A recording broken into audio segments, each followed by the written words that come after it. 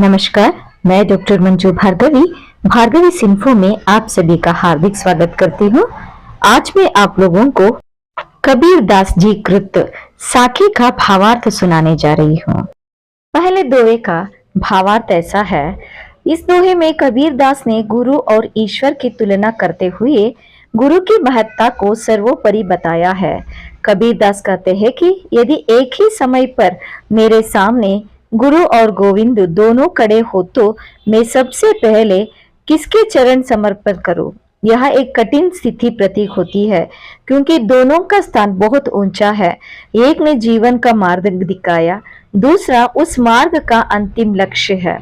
परंतु इस द्वंद्व को कबीर तुरंत स्पष्ट करते हैं।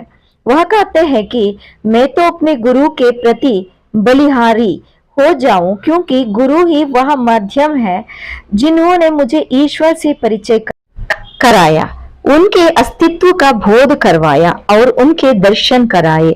अगर गुरु ना होते तो मुझे ईश्वर की अनुभूति नहीं होती, ना ही मैं ईश्वर तक पहुंच पाता।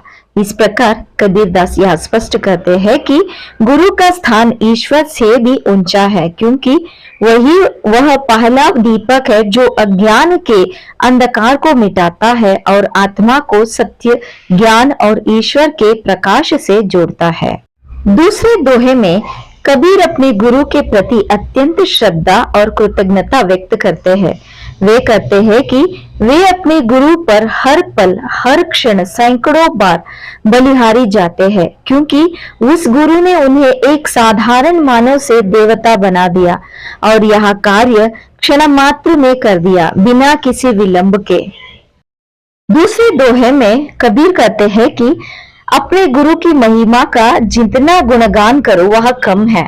मैं तो हर घड़ी हर क्षण सैकड़ों बार अपने गुरु पर निछावर हो जाऊं क्योंकि उन्होंने मेरे जीवन को पूरी तरह बदल दिया है। वे कहते हैं गुरु ने एक साधारण मनुष्य का दैवत्व यानी ईश्वर समान बना दिया। इसका अर्थ यह है कि गुरु ने शिष्य को आत्मज्ञान, दिव्य दृष्टि और सच्चे आत्म स्वरूप का बोध कराया। जब व्यक्ति अपने भीतर के सत्य को जान लेता है तो वह देवतुल्य बन जाता है।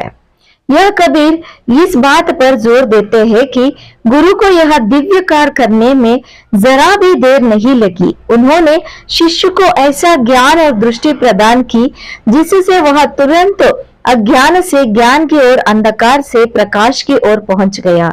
यह बताता है कि सच्चा गुरु जब मिल जाए तो एक पल में ही जीवन का दृष्टिकोण और दिशा बदल सकता है।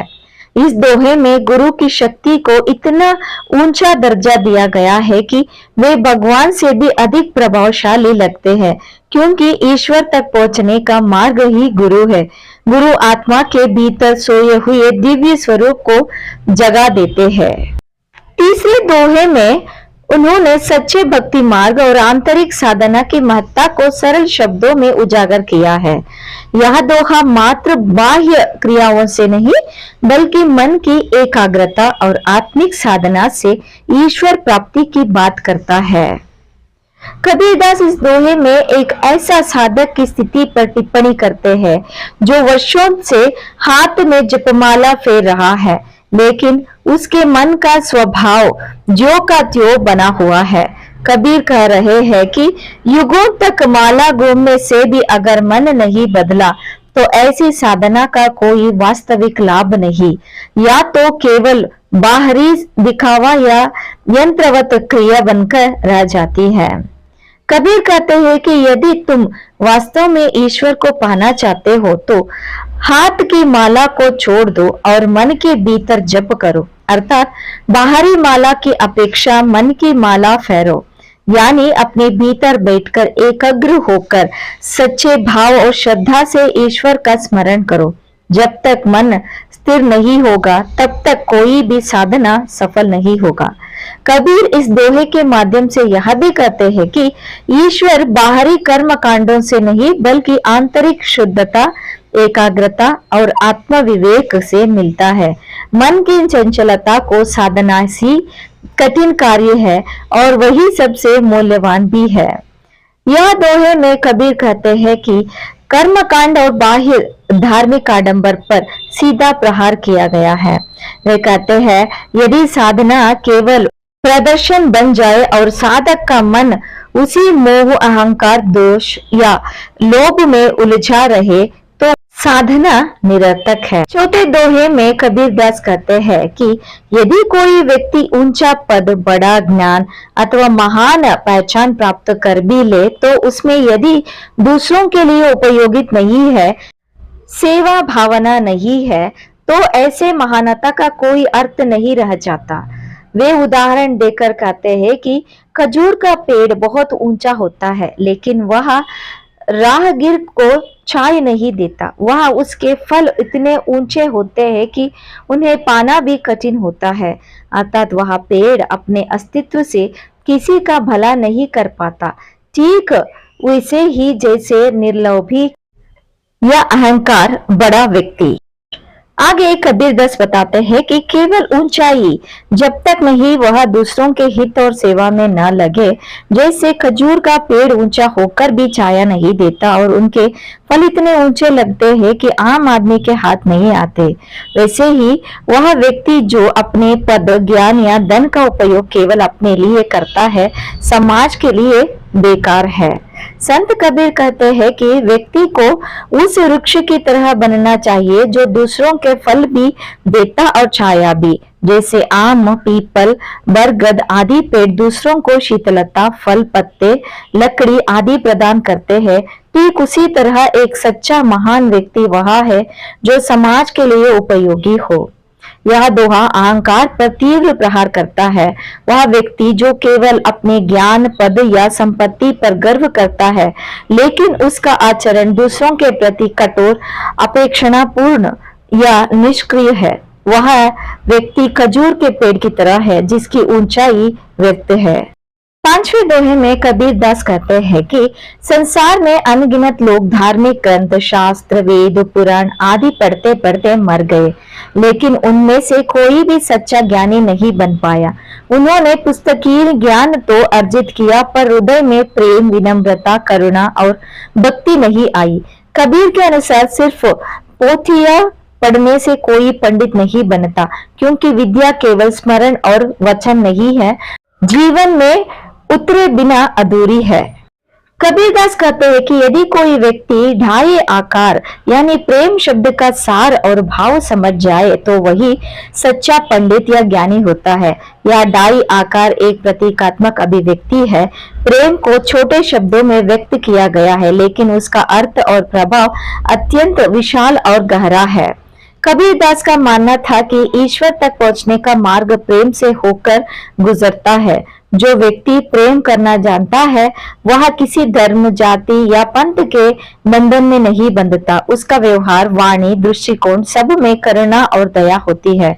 संत कबीर इस दोहे में यह स्पष्ट करते हैं कि जो ज्ञान जीव में उतारा नहीं गया वह किसी के काम नहीं आता, जबकि प्रेम एक ऐसा भाव है जो न केवल ईश्वर से जोड़ता है बल्कि मनुष्य को भी उत्तम मानव बनाता है। कबीरदास इस दोहे में कहते हैं कि मनुष्य को ऐसी वाणी बोलनी चाहिए जिसमें कोई भी कटुता, घमंड या अहंकार ना हो। जब व्यक्ति बोलते समय अपने आपा यानी अहंकार को खो देता है तब उसकी वाणी मधुर, शांत और प्रभावशाली होती है। इस मधुर वाणी से दोनों पक्षों का लाभ होता है। वह दूसरों को सुकून देती है जैसे शीतल हवा शरीर को आराम देती है, और साथ ही स्वयं वक्ता का मन भी शांत होता है क्योंकि वह क्रोध, घृणा, तर्क या वाद विवाद से बचता है। कबीरदास कहते हैं कि हमारी वाणी में विनम्रता, करुणा और आत्म संयम हो। जब व्यक्ति अपने भीतर के मैं को छोड़ देता है तब उसका बोलना केवल मुख से नहीं हृदय से होता है। ऐसा बोलना मन को निर्बल बनाता है और समाज में सौहार्द और शांति फैलाता है। कभी कभी हमारी कठोर, कटु या अहंकार युक्त वाणी किसी का दिल तोड़ सकती है या संबंध बिगाड़ सकती है। इस दोहे में कबीरदास चेतते हैं कि ऐसी वाणी का उपयोग न करे जो किसी को आहत करे। एक मधुर भाषी व्यक्ति समाज में आदर और प्रेम प्राप्त करता है। उसका व्यवहार मानवता के आदर्शों के अनुरूप होता है। ऐसी वाणी न केवल व्यक्तिगत संबंधों को मजबूत बनाती है, बल्कि समाज में शांति, सहयोग और सह अस्तित्व को बढ़ावा देती है। कबीरदास कहते हैं कि किसी से कुछ मांगना वह स्वाभिमान और आत्मसम्मान को चोट पहुंचाने जैसा होता है। उनके अनुसार मांगना मृत्यु के समान दुखद और लज्जास्पद है, क्योंकि यह व्यक्ति को निराश्रित और निर्बल बना देता है। यह दोहा व्यक्ति को यह शिक्षा देता है कि स्वाभिमान के साथ जीवन जीना ही असली मानवता है। यदि परिस्थितियां कठिन हो और मांगने की नौबत आ गई जाए तो भी भीख न मांग कर मर जाना श्रेष्ठ है, क्योंकि सम्मान पूर्वक मृत्यु याचना से कहीं श्रेष्ठ है। कबीरदास कहते हैं कि यह कोई सामान्य विचार नहीं, बल्कि सतगुरु की दी गई शिक्षा है। सच्चे गुरु और शिष्य को आत्मनिर्भर बनाते हैं, लेकिन वह भी पर निर्भरता या याचना का जीवन न जिए। गुरु चाहते हैं कि शिष्य कठिनाइयों से लड़े, लेकिन आत्मसमर्पण न करे। दोहा यह भी संकेत कराता है कि आत्मनिर्भरता एक प्रकार का आध्यात्मिक तप है। व्यक्ति को चाहिए कि वह अपने श्रम, ज्ञान, पुरुषार्थ और संयम से जीवन का संचालन करे, न कि दूसरों से बार बार सहायता या दया की अपेक्षा रखे। इस दोहे को एक आध्यात्मिक स्तर पर भी देखा जा सकता है, जहां कबीरदास यह कहना चाहते हैं कि ईश्वर से भी केवल देने की अपेक्षा करना उचित नहीं है। सच्चा भक्ति वही है जो ईश्वर के विधान को स्वीकार करे, याचना न करे, बल्कि धैर्य, श्रद्धा और कृतज्ञता से जीवन जिए। कबीरदास अपने इस दोहे में मन को संबंधित करते हुए कहते हैं कि हर कार्य को करने में धैर्य और संयम बहुत आवश्यक है। मनुष्य स्वभाव से अधीर होता है और चाहता है कि परिणाम तुरंत मिले, लेकिन ऐसा संभव नहीं है। कबीर मन को कहते हैं, हे मन धीरज रखो, क्योंकि हर चीज समय से ही घटित होती है। दोहे में एक सुंदर उदाहरण दिया गया है। एक माली यदि पौधों में सैकड़ों घड़ों पानी डाल दे, तब भी पेड़ में फल तभी आते हैं जब ऋतु आती है। यह उदाहरण यह बताता है कि खड़ी मेहनत और संसाधनों की अधिकता की समय के नियत को नहीं बदल सकती। जो चीज जितना समय मांगती है उतना समय देना ही पड़ता है। यह दोहा जीवन के कई क्षेत्रों में लागू होता है। आध्यात्म में साधना और भक्ति करते रहो, लेकिन फल समय से ही मिलेगा। शिक्षा में विद्यार्थी पढ़ाई में निरंतरता रखे, पर परीक्षा और सफलता समय से ही आएगी। किसान के लिए खेत में मेहनत और सिंचाई जरूरी है, लेकिन फसल पकने के समय प्रकृति होता है। रिश्तों में प्रेम, विश्वास और समझ धीरे धीरे ही बनते हैं। जल्दबाजी से रिश्ते टूट जाते हैं। कबीर यह भी संकेत करते हैं कि अगर मनुष्य जल्दबाजी करता है तो अक्सर उसे अधूरापन, असफलता या हानि ही मिलती है। धैर्य ही वह गुण है जो हर स्थिति में संतुलन बनाए रखता है और अंतःकरण सफलता का कारण बनता है। यह दोहा यह भी बताता है कि मनुष्य को निरंतर प्रयास करते रहना चाहिए, लेकिन साथ ही परिणाम की अपेक्षा में धैर्य भी बनाए रखना चाहिए। यह दृष्टिकोण व्यक्ति को अहंकार से बचाता है और संतुलित बनाता है। आगे कबीरदास बताते हैं कि मनुष्य का जन्म लाखों योनियों में भ्रमण के बाद मिलता है। यह जन्म केवल खाने पीने और इंद्रियों की तृप्ति के लिए नहीं, बल्कि आत्मा की उन्नति, धर्म, भक्ति और मोक्ष के प्राप्ति के लिए है। उन्होंने यह बात बहुत स्पष्ट रूप में कही है कि यह देह बार बार नहीं मिलती, इसलिए इसे व्यर्थ नहीं जाने देना चाहिए। दोहा में कबीर एक अत्यंत गहन रूपक का प्रयोग करते हैं। पेड़ से गिरे हुए पत्ते की तरह शरीर भी एक बार नष्ट हो जाए तो वापस नहीं आता। पेड़ से टूटा हुआ पत्ता दोबारा उग नहीं सकता। उसी तरह मनुष्य की यह देह एक बार समाप्त हो जाए तो दोबारा वैसी चेतना और अवसर नहीं मिलते। इस दोहे में यह शिक्षा भी निहित है कि जब मनुष्य के पास यह शरीर है तब तक ही यह सत्कार्य, भक्ति, दया, सेवा और आत्मबोध कर सकता है। मृत्यु के बाद ये सारे अक्सर समाप्त हो जाते हैं। अतः कबीर हमें चेतता है कि जीवन को केवल भोग विलास और मोह माया में न गवाए, बल्कि इसे धार्मिक, नैतिक और आध्यात्मिक कार्यों में लगाए।